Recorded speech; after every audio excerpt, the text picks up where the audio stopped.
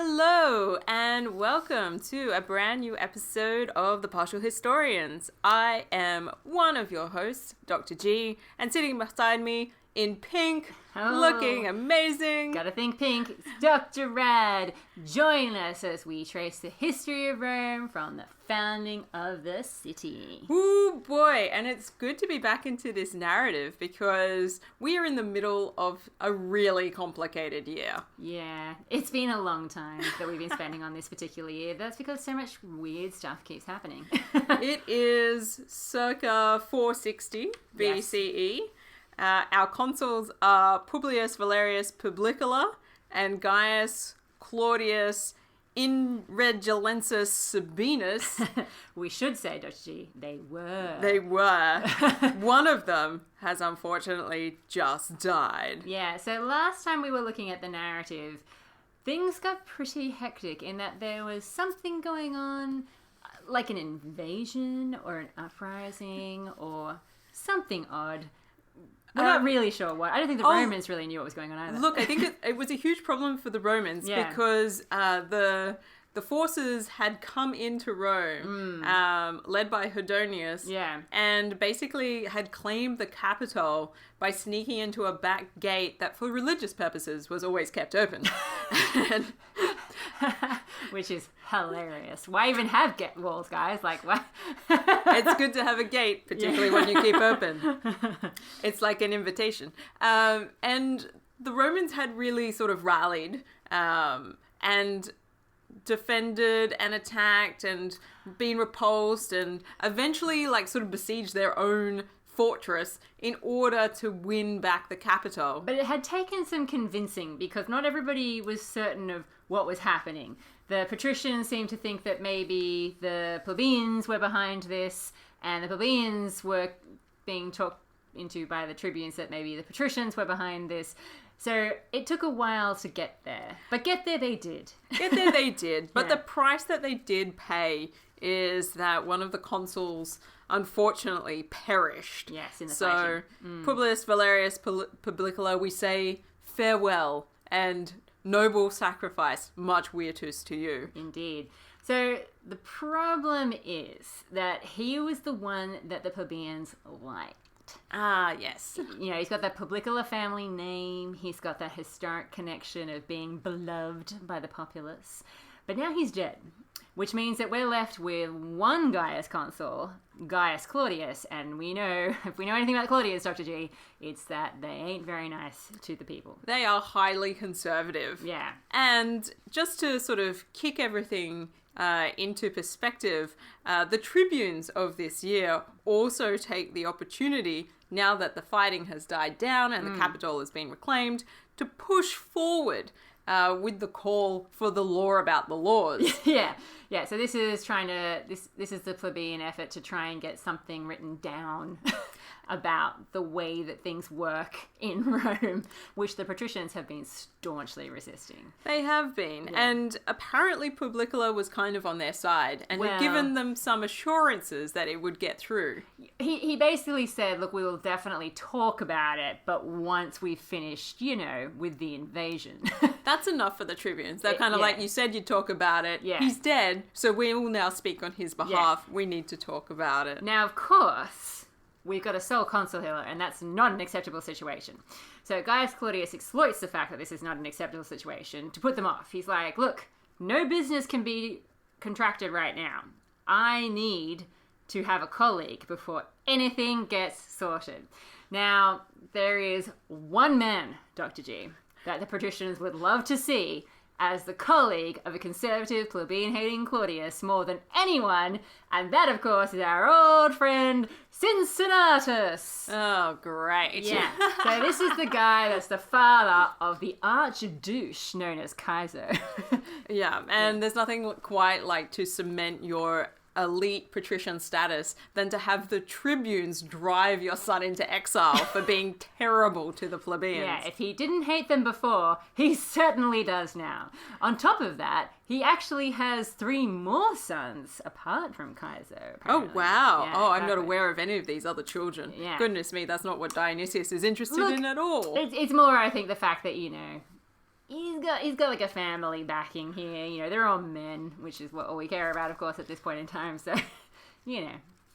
I'm disappointed, but Yeah, well, you're not the only one. The Plebeians are understandably horrified that this happens. Well, according to Dionysius, Claudius, the sole consul remaining, does try to put off the election for quite some time as well, with some obfuscation. Interesting, okay. Performs some lustrations for the city, offers some sacrifices and thanksgivings to the gods for retaining the capital, and also puts on some games and shows to keep everybody entertained. Oh, look, classic Claudian move as far as I'm concerned. I mean, of course, he's trying to string out his time as a loner as long as possible, but, you know, eventually the position must be filled. It must be filled. Yeah. And so they get together, and the Senate basically are the arbiters of kind of who gets nominated for this thing. They get together and they basically push forward the name of Cincinnatus. Yeah. Cincinnatus is not in the city, not around for this nomination, gets put forward anyway. And because of the way that the Comitia Centuriata operates, where the most wealthy and powerful centuries vote first, it's kind of a done deal very early on in the voting sequence that Cincinnatus is voted in as the replacement, or what we call the Suffect Consul, for 460. Wait. Are you trying to tell me that we're dealing with a government where wealthy elites have pretty much got a system that means that they get to hang on to power and get their buddies elected? I know. What? It's highly unusual, and certainly not something that we see very frequently in history, as you and I both know. Yeah. And yet here we are. And so I think this might be one of the early instances of the Suffect Consulship. Yeah, the Suffect Consul... Sorry. I really don't like the name, the Suffect Consulship. It doesn't roll off the tongue. Fair enough. Point one. But essentially, what we see with the consulship is this is kind of the Romans' way of dating things that happen. You know, they use the name of the guys that are in charge to usually, like, you know, date laws and that kind of stuff. And that's why we have this system where rather than tell you just a number, we date things by the names of the people in This was, charge. a very common way of dating in the ancient world, and for the Romans this is a pretty stock standard way of doing it, and one of the reasons why the consulship itself becomes so prestigious, because you lend your name to the entire year. But that's only in the case of the first two consuls. If you have an instance where a consul dies, like we've had Publicola unfortunately die, Cincinnatus is not going to give his name to the year at this point. What a shame. He seems like such a stand-up guy. Well, maybe he is, but he doesn't even know that he's been made consul. And this is great for Dionysius of Halicarnassus' narrative, because it means that he gets to push forward this beautiful sort of narrative sequence where Cincinnatus is represented as the quintessential elite Roman farmer, tied to the land. Of course. Yeah, it's a hot day, and Cincinnatus is out ploughing the fields himself. Of course he is.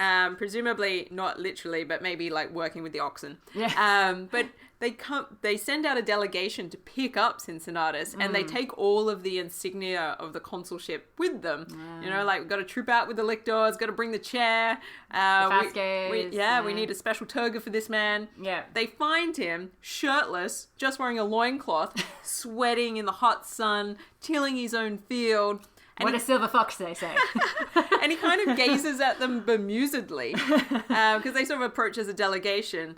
And one of the delegation comes forward and is like, to give him the hint, they're like, go inside and put on some clothes. And this is not how you want this moment to go down. So he does, comes back out, and he's like, what's going on? They're like, these are all for you. Congratulations, you're the consul. And he is not happy. Interesting. Really not happy. It's interesting that you go into this because, of course, this is one of the things that is remembered about Cincinnatus, that he is this dutiful Roman who gives his time to the state when needed, but otherwise tends to his own humble business, you know, tending to his farm. Yeah, so this is seen as one of these like amazing expressions of virtus in another way. I mean, there's military virtus, but then there's the manliness that comes from being a proper Roman citizen. Totally, yeah. Working your own land, even though you're a patrician. Yep. The humble labor and the fruits of that labor. Well, yeah, I mean, the Romans always have this, well, not always, probably because our sources are written so late. It seems like they always have this idea that they do admire wealth and show and display, but they also like a man who's tough and rugged. I mean, really, what they want is what... I was going to say, really what they want is what the modern woman is looking for. They want the whole package, guys. And fair enough. Yeah. You know, he's worked hard, and his first concern is apparently to be like, my field is going to go unsown now. Yeah. There's a danger that my family is going to go hungry this year. See, this is interesting to me because I feel like the plebeians and he have something in common now. You would think so, and yet just you wait. Yeah. He kisses his wife goodbye, he returns with the delegation to Rome, and that seems like the done deal. We now have 2 consuls again. Yeah. And that's also the kind of moment, BT dubs, that people like George Washington went nuts for as well. So, hello, America. Yeah, he's a very famous figure for the American founding fathers because of this combination of like attachment to the land and the unwillingness to rule, which seems to imply the capacity to rule well. Exactly. Yeah, he's not after it for his ego. He's just doing his duty. Yeah. Yeah. So. Okay. Well, in my account, none of this happens. Livy, as we know, is into concision. Not about setting the scene. So really, I go straight to Cincinnatus being in the position.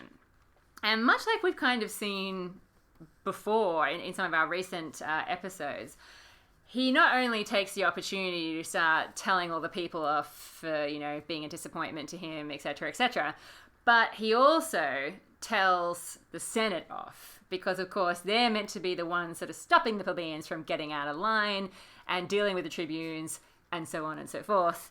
And obviously they haven't been doing a great job because the tribunes are still being meddlesome, just like those meddlesome teenagers in Scooby-Doo.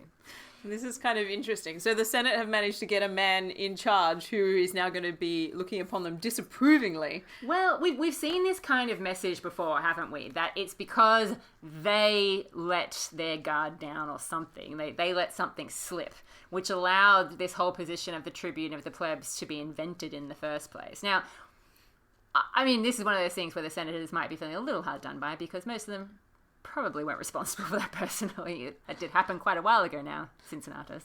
But they are no less responsible as a body as a whole. Exactly. And the tribunes have been steadily getting more active and troublesome in recent years, as we have seen. Yeah, and certainly Cincinnatus makes it pretty clear from the outset that it's his way or the highway now that he is the consul. Which is what we expect. So he gets in there and he sees what's happening with the tribunes sort of rallying the people for this call for the law about the law. And he's not happy about this because the tribunes are also suggesting that they're going to advise the people to not join the levy. Yes, which is a classic tribune of the plebs classic move. Yeah. So Cincinnatus decides to innovate in this respect, and he calls his own assembly of the populace, and he lets them know that they've all sworn a military oath, and they know it, and they swore to follow the consuls into any war, and he is now the consul, so they've got no real option, and he doesn't really mind if they disagree with their oaths. That's fine. What he's going to do is just send them on a campaign that they don't want to go on against their will and force them to camp in the winter outside of Rome. That doesn't sound like fun. No. Of course, the slight catch, Dr. G, and this is what the comeback is going to be, is that it wasn't to Cincinnatus that they made this oath. Like, he wasn't the consul when they made this agreement. It was to Publicola, who is now dead. And I feel like this is the loophole. Well, maybe. Yeah. But it's not a loophole that they seem to pick up on. Oh, okay. Maybe on your account. Seem to, In Dionysius' account, they seem to recognize that the oath that they've sworn is to the consulship, to the position, rather than to the individual that holds it. Yeah. So Cincinnatus does some flashy stuff by, like, making good on his threats. He's like, he orders the standards to be taken out of the temples. He's like, put them on display. Yeah. We're definitely getting an army together. Yeah. He reminds everybody about what happens to those who disobey the law of, like, breaking an oath. Which is not pleasant. Yep. Yeah.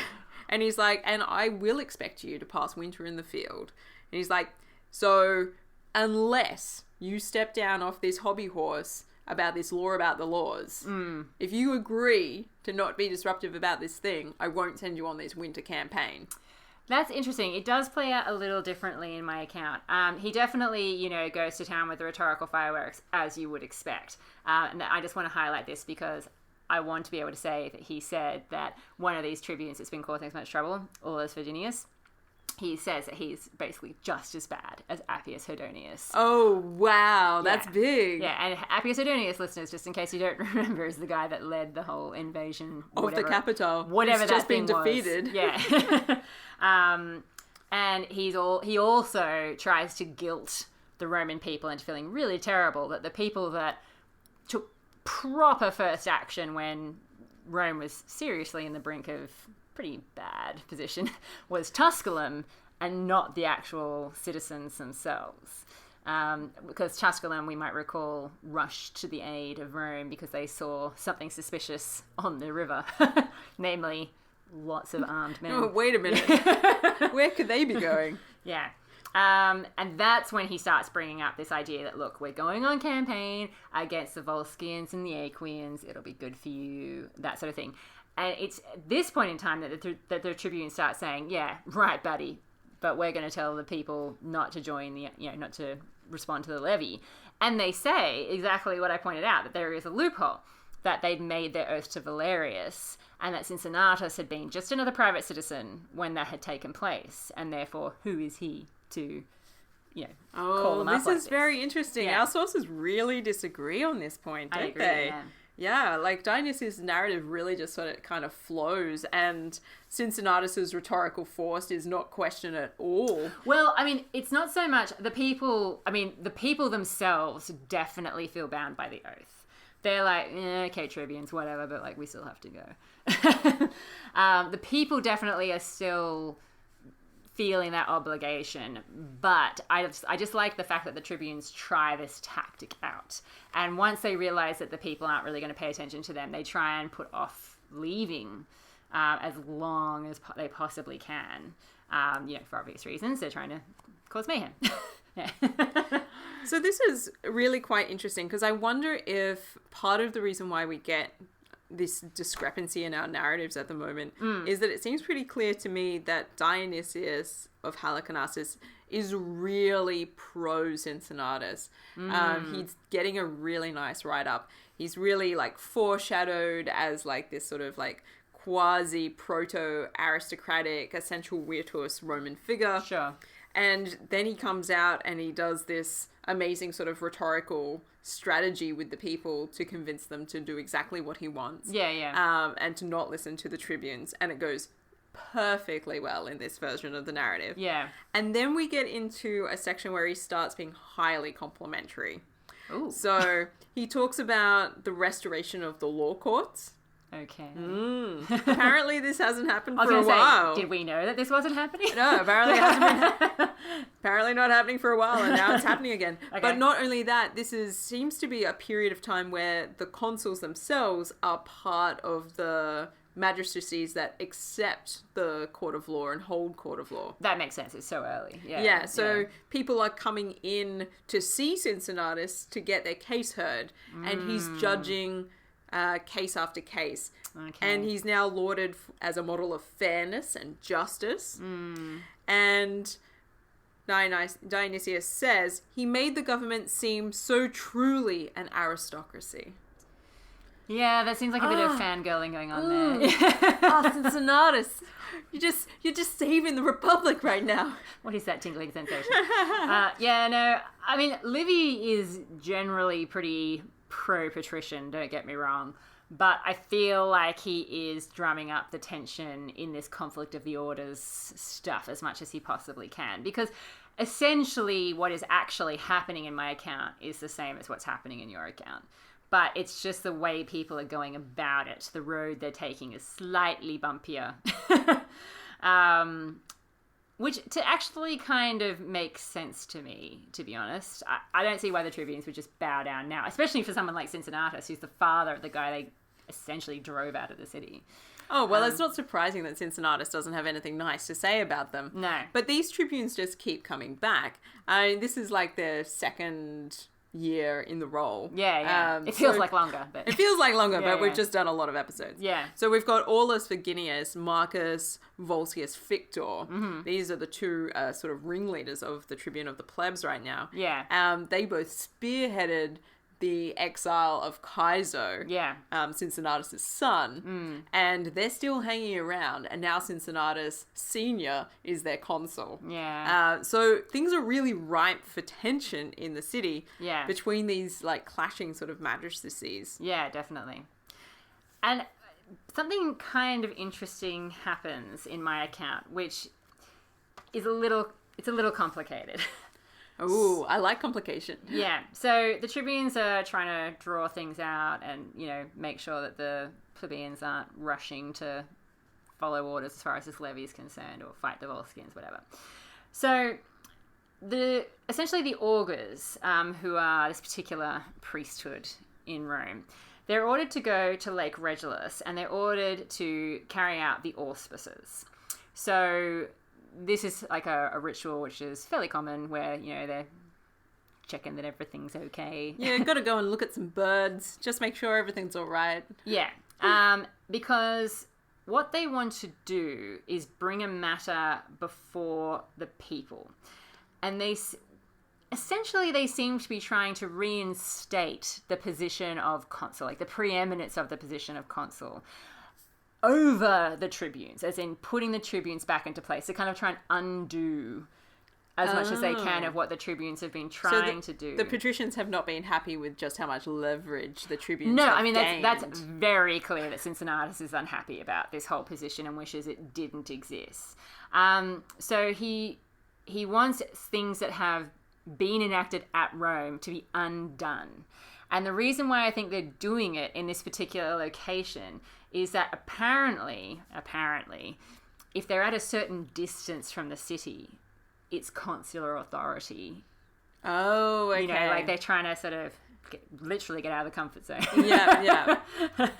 Which is really interesting. I'm curious about this. I'm like, I wonder what they think is going to happen. Well, I mean, it's quite clear that Cincinnatus is totally against, not just these particular tribunes, although obviously he'd have a personal grudge against them because there have been personal things between their families. But it's the whole office of tribune and the things that they've tried to accomplish for the people that he's really gunning for, I think. Then Cincinnatus says, look, there is, things are so bad in Rome right now that forget about consular elections. This situation calls for more than just a couple of consuls. Oh, yes. Wow. Oh, yes. Okay. I'm about to drop the D word. We need a dictator. We need a dictator. Yeah, exactly. Do we? Oh, goodness. Apparently we do. Because if you had a dictator, then people can't make any appeal against any measures. Oh, I see. How convenient. Okay, well, I think this is where our narratives truly diverge, because I do have a dictatorship coming up in the near future, but it's not in this year. Oh, no, I'm not saying he is the dictator. He's just saying we need a dictator. Oh, He's putting it on the shopping list. Okay. And he's planting the seed, Dr. G. All right. Yeah, we could grow a small one at home. If we water it correctly, it'll be ready. Exactly. Okay, that's very interesting. I know. So, in terms of where Dionysius is heading with his narrative for this, he talks about how because of Cincinnatus's sort of really quite severe approach to the consulship, it's sort of like no holds barred. It's my way or get out. Yeah. actually this garners the respect of the population generally. Somebody is really taking charge. And even more so, he gains the respect of the Senate, which he already had, but it's sort of elevated at the point at which it gets to the end of the year, because he's only holding it for a short amount of time. Sure, yeah. And they want him to then become consul for the next year. Okay. Yeah. I feel like this is leading into something into my account. Yeah, like consul. So this would be the consul ordinaris, which is the one who names the year. The ordinary consul. Yeah, the ordinary consul. The fancy one who ends up on the fasti. Cincinnatus just outright refuses. Not at all interested. He's kind of like, well, how am I going to grow my vegetables, for one thing? But also, I've not had a great time. This has not been fun. I've just had to tell everybody what to do. Okay, so this makes sense to me because, as I said, I think essentially what's happening in our accounts is the same, but it's just happening in slightly different order. Because it's at this point, after he's thrown out the D word, that there is that agreement struck where the tribunes and the plebeians come to the Senate and they're like, whoa, let's just back the truck up. Beep, beep. And this is where a deal is struck, where the tribunes will drop the whole law about the laws business and the consuls will agree not to lead out the army. So kind of what you were saying in a way about his proposition. But it seems to be a bit more negotiated in my account, in a larger sense, rather than being between Cincinnatus or whatever. And it's here that the Senate also say that for the good of the state, all magistrates, including the tribune of the plebs, should be changed every year. Like, you shouldn't hold it for more than a year in a row. Okay. And the consuls agree to this, but the tribunes don't. Okay, so they're at a bit of a sticking point here. And again, I can understand why the tribunes are, backing off this idea, because we've had years where we've heard very little from the tribunes, and it's probably because they're either too scared or they're in the back pocket of these elites. So I can understand why, if you've got some tribunes that have got some, fire in their belly for this law against the laws, and you want to keep them in position and you want to keep them gunning for that job. So I can understand why they don't want to go along with it, and they get re-elected. Okay, and the patricians are like, well, if they're gonna, then Cincinnatus, how about it? Cincinnatus, of course, turns around and says, do you really want to be on the same level as these pathetic plebeians? I don't think so. So no, thank you. You can take your second consulship and shove it. I want to be bare-chested in the sun. I want to grow wheat. Yeah, so it's interesting, but I feel like our account's essentially jealous, just the way that the story is told. Okay, because there is definitely more parallels now that you've gone through that sort of level of detail. Yeah. But Dionysius really positions it all as a really smooth, flowing thing. Yeah, whereas mine's a little bit more chaotic. Yeah. So, like, he has Cincinnatus sort of reject the offer of becoming consul for the second time. Yeah. Partly because he wants to make an example of what the tribunes are doing. Right. So he's kind of like, look, he's like, I don't approve of what these tribunes are doing. They've held the position a couple of years in a row now. And he's like, I don't think that's right. And if I was consul year after year, I would incur the same censure that they're incurring. And I don't want that stain on me personally. Yeah. So in a way, he's doing... in Dionysius' account, he's doing this sort of backhanded insult to the tribunes. Which is much more direct in my account. Much more direct in yours. But this is like this subtle sort of thing. And this all allows Dionysius to kind of position Cincinnatus as, if not a philosopher king, then getting towards that same sort of level of like having thought about what it means to be in this position of power. Yeah. And having a sense of what is both required of it, but also a criticism of the nature of power itself. Yeah. Not only the position of consulship, but also what is ever happening with this tribune of the plebs. Because it is interesting to consider, because at this point in the Republic, even though we have finally made some progress and we're like decades in, listeners, at the same time, it is very much still an evolutionary process in the way that this government is set up. And it's going to continue to evolve and change, obviously, as circumstances change. But there is no law and there won't be for a long time to actually, well, I mean, look who I'm talking to. I mean, we've just been talking about the fact that there are no official laws, but there is nothing official on the books to say that you can't hold office, like not officially. It's a practice. It's a custom. Yeah, and we've certainly seen consuls hold the consulship on multiple occasions. Totally, yeah. Sometimes consecutive years running. And why wouldn't that also end up being true for the Tribune of the Plebs? Totally, yeah. That hasn't really been worked out. Why would there be limitations on this? If they put themselves forward and they continue to get voted in, it seems... It's meant to be voted, right? Yeah, it's supposed to be votes. They get in. And it's, I think, the frustration of those in power, particularly the Senate and maybe the more crusty of the patrician families, being like, this is really grating on our capacity to do exactly as we please. Totally, yeah. We really think there should be some term limits here. And because it suits us right now. It suits us right now, yeah. And in that sense, Dionysius's narrative, he's using Cincinnatus as a device to sort of symbolize, like, what is quintessential Roman leadership from a patrician perspective, and it's fixed term limits. Absolutely. And it's uncompromising in its outlook of what is required from the citizenry in terms of their compliance with the consul.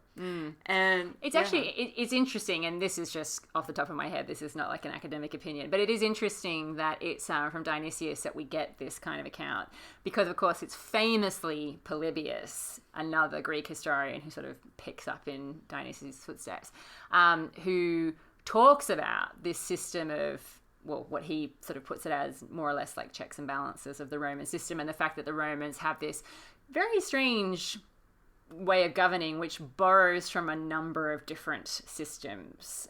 You do have involvement of the people, but then you do have the elites running things, and it's all these different elements coming together. Because Polybius famously talks about how having the monarchical element, the oligarchic element, and the democratic element, which is the sort of thing that the consuls, the Senate, and the papal assemblies. A sort of thing that makes Rome stand apart. Whereas traditionally, you see nation states or city-states going through a cycle between one and the other. Exactly. And sort of shifting through them over time. You don't have like this whole blend happening at once. I think Sparta is really the only place that has a system that's as complicated in terms of having so many different elements going on at once. And certainly, like, if we think about the dual kingship in Sparta, that's maybe the closest nearby model that we have for what's going on in Rome at this period of time. Yeah. But it's pretty clear that they're just trying to work it out. Oh, for sure, the other part about this problem is that the narrative really positions the plebeians as the low of the low, like the grand sort of swath of the citizens, when realistically it seems like there's good reason to think that what we're seeing here is a high level resistance between high achieving plebeian families and long standing patrician families. The plebeians are not necessarily the lowest of the low. Like there are some poor people in there, as we keep saying, but then they're not the most disenfranchised people living in Rome. No, because if you're called up in a military levy, you still have to provide your own equipment. Depending on how much equipment you can provide for yourself will depend on where you end up in that army. Completely. But a lot of these people are not just sufficient, but actually becoming quite wealthy as Rome continues to go out and engage in military activity. So we've got this increasing like old elite versus new elite. And this is their frustration about their lack of transparency of the system and their lack of representation in this system. You've got this real stranglehold on the system with the patricians. Of course, it makes sense to keep pushing in Tribune of the Plebs, who seem to be really pushing for some change and some transparency. Well, that's what Thank you very much. Yeah, exactly. All right, well, I think that finally takes me to the end of my 460 account, Dr. G. How about you? The end of 460. We did it. We did it. Well, that means, Dr. G, that it is time for...